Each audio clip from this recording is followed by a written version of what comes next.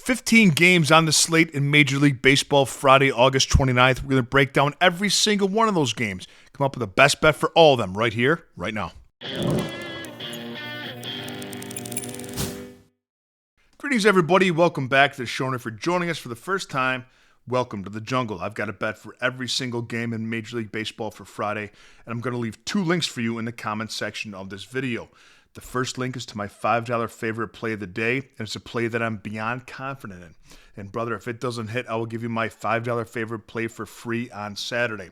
The second link is to become a jungle member, and for as little as 55 cents a day, you can get my full betting card sent to your phone every single morning, access to our members-only Discord, and a direct line to me if you'd like me to opine on any other bet that you're considering placing. We have a free weekly trial. Take it for a test spin and see if it's for you. Today's video is brought to you by Outlier.bet, the top name in sports betting research, and by Red Lobster. Join us throughout the month of September for Stinger Saturdays. If you can withstand the sting of a live jellyfish, you get 55% off your meal. First game we're looking at, St. Louis at Cincinnati. Matthew Liberatore against Zach Littell. Liberatore is 6-11 on the season with an ERA of 4.27. The only knock on Zach Littell is he gives up a lot of home runs, but St. Louis doesn't hit a lot of home runs. The Cardinals have the fourth least home runs hit of any team in Major League Baseball. Cincinnati possesses the offensive edge here as well, and the bullpen edge. The Reds have a bullpen ERA of 3.13 over the last 7 days, and the Cardinals a bullpen ERA of 4.59 over the last week. Cincinnati is 36-29 at home. The Cardinals 29-37 on the road. Reds money line is the play. Atlanta at Philadelphia. Bryce Elder for the Braves. Ranger Suarez for Philly. Bryce Elder is impossible to back at the moment. He has an ERA north of 6 and a WHIP north of 1.5. Ranger Suarez is 5-2 at home with an ERA of 3.72. And after a couple of rough outings, has seemed to have gotten it back together. The Phillies' bullpen is a bit concerning lately. However, they have an ERA over the last 7 days of 7.23, no bueno, and a fatigue factor of 9.3 out of 10. The play in this game is to take the bullpens out of it and back the Phillies and Ranger Suarez in the first 5 innings on the money line. Tampa at Washington, Adrian Hauser going for the Rays. And we have Mitchell Parker for the Nationals. Now, Hauser started off the year great for the White Sox, but since he's come over to Tampa Bay, he hasn't been that good. He struggled, giving up 5, 4, and 4 runs and earned runs in his last 3 starts. But Mitchell Parker has been worse, much worse. Parker has given up 28 earned runs in his last 22 innings pitched. That's almost hard to do. Tampa Bay holds the offensive edge and the bullpen edge as well. I have the Tampa Bay bullpen currently ranked 8th in my rankings with an ERA of 1.69 over the last week. And the Nationals bullpen I have currently ranked 27th. Rays on the money line is the play here. Milwaukee at Toronto. Good game. Freddie Peralta, fastball Freddie going for the Brewers. And we have Shane Bieber going for the Blue Jays. Now, Peralta has been on point. He's 15-5 and has not allowed a single run in his last 3 starts.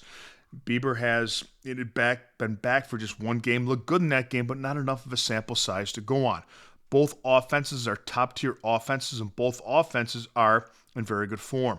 Milwaukee batting .272 over the last 7 games, which is 5th, and Toronto .267, which is 8th.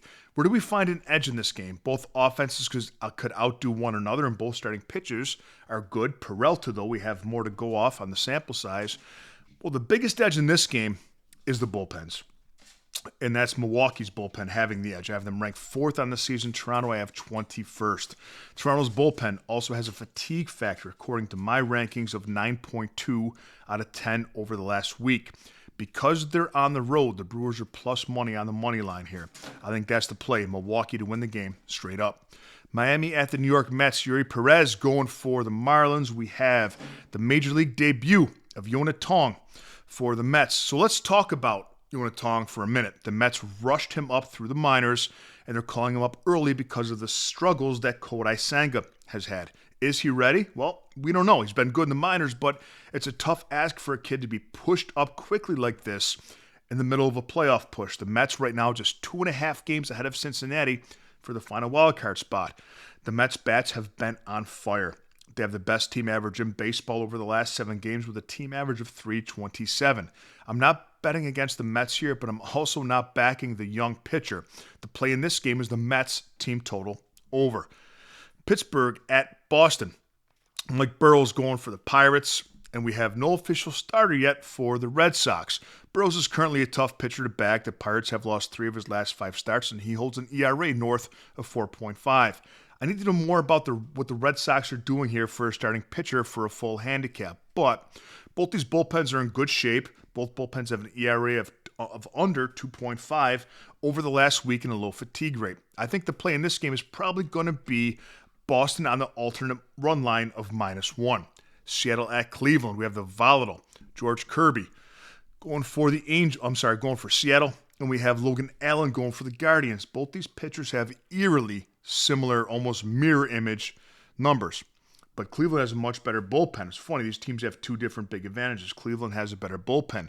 I have Cleveland ranked 3rd in my year bullpen rankings and Seattle at 19th. Offensively, of course, Seattle holds the edge here. Cleveland has the lowest team batting average in Major League Baseball this season at just .224. I think Seattle wins this game, but the money line's too expensive. The best play here is the Mariners on the alternate run line of -1. If your book doesn't offer that, lay the 1.5 with Seattle. Yankees at the White Sox. Carlos Rodon going for the Bronx Bombers. We have Gomez going for the Sox. Huge pitching edge for the Yankees, both starting pitching-wise and with the bullpens. I have the Yankees bullpen 19th and the White Sox ranked 29th, second from last with an ERA of 7.23 over their last 7 days. There's no value here on the Yankees' money line, but because they're on the road, I'm okay laying the 1.5 runs with New York. Angels at the Astros. Tyler Anderson versus Christian Javier.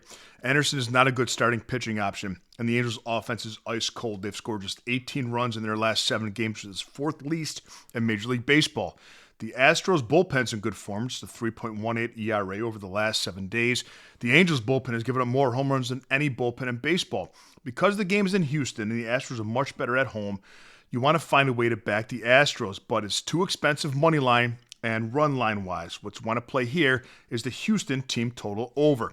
Tigers at Kansas City. Chris Paddock versus Seth Lugo. I give the pitching edge to Lugo here. He is 4-3 at home with a 3.28 ERA. Paddock is 2-8 on the road with an ERA of 5.67. I have these bullpens currently almost dead even, ranked 14th and 15th at the moment with very similar numbers. The Tigers have had the better season offensively, but the Royals' bats are hotter at the moment. Kansas City's batting a Major League 3rd best, .278 over the last 7 games. Tigers batting .250.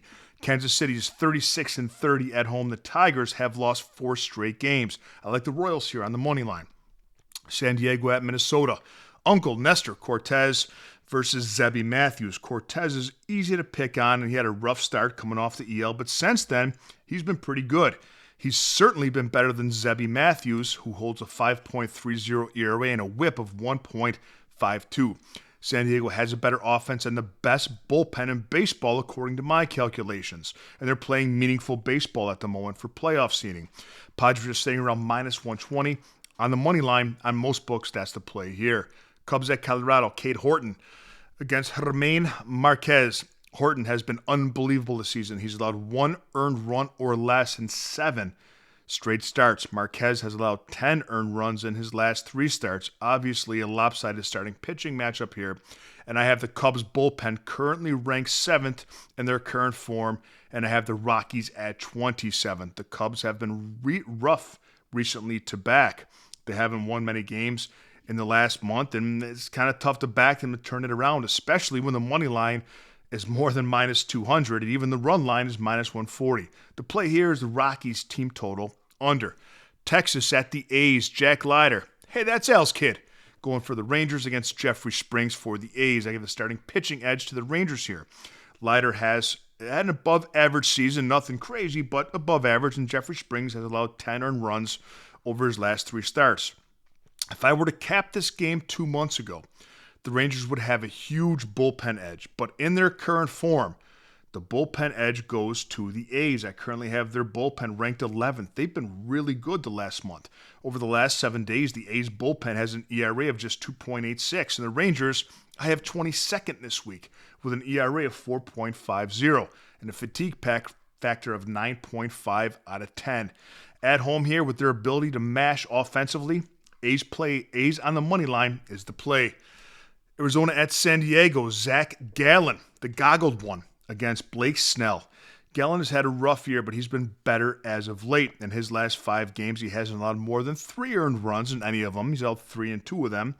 But Snell has been very good since coming back from the IL. He has an ERA under 2. The starting pitching edge goes to the Dodgers here with Snell over Gallen. And the bullpen edge as well. The Dodgers bullpen did not have a good start to the season, but they've been brilliant over the last month. Over the last week, I had them ranked first with a bullpen ERA of 1.97. The Diamondbacks have been a bottom 5 bullpen all season long. Offensively, both teams can mash, but the Dodgers are the highest scoring team in baseball. You won't find value on the Dodgers money line, and we don't want to lay 1.5 for the home team. People ask why, and I say it often in the videos. It's because if you lay 1.5 runs with the home team, if they win what you need them to, they won't bat in the 9th inning. That's 11% less at bats they'll have than the away team. A lot harder to win by 2 statistically.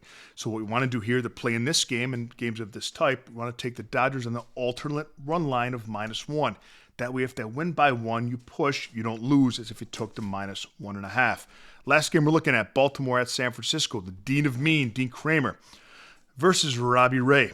San Francisco holds a starting pitching edge here, but I'm not looking to back their offense. I know they had a good series the last few days against the Cubs offensively, but it's still one of the bottom offenses in baseball, especially since the All-Star break. I'm certainly not in a hurry to play them for -150 on the money line. I think the play here is the Orioles team total under. Let's have a day, and I'll see you next time with a little more money in your pocket.